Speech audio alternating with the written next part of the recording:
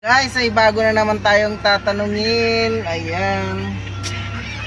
'Di ba yung rebulto ni Dr. Jose Rizal ay tinayo diyan sa may monumento, sa may Caloocan monumento? Bakit diyan siya tinayo? Ano ibig sabihin? May ibig sabihin yan eh. Bakit siya diyan tinayo sa gitna? Di ba yung sa ano, yung sa Lunita doon sa Binarel, di ba? Oo. Yung sa monumento pa. May ibig sabihin yan eh. Kung bakit diyan siya tinayo eh. Ba't siya tinayo diyan? Ano ibig sabihin yan? Baka siguro yung ano, yung kung saan lugar yung napuntahan niya. Yung monumento? Mali, mali. Ikaw be? Ikaw? Anong katanungan? But ang yung rebulto ni Dr. Jose Rizal, bakit diyan itinayo sa gitna sa may Caloocan?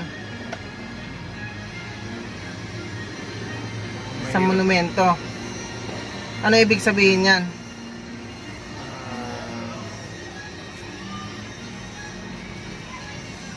Hirap pa. Hirapan na pa. May ibig sabihin niyan kung bakit diyan tinayo. Kaya dyan pinatayo kasi para makita yung kanyang Ano? kagitingan. Ah. Mali. Kagitingan. Mali. Ikaw be? Siguro ano, kaya siguro dyan tinayo para anong tawag ito, yung para pag nakita siya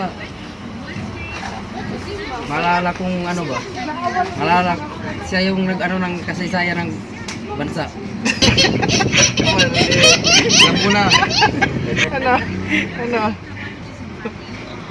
Kaya pinatayo siya kasi nadapa. Binaril lang, di ba? Mali. Binaril yun siya. Mali. Sa Oo. Lunita naman yun eh. Lunita. Tapos ba't dyan tinayo? Mahirap naman, no? Mahirap na Meron din naman sa katanungan Lunita. yan. Ha? Mahirap na katanungan yan. Nahirit na. Hirit na. Hirit. Sige. Ayan guys.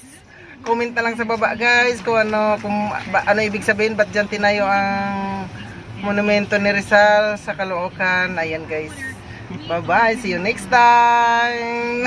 Hirap mo, no?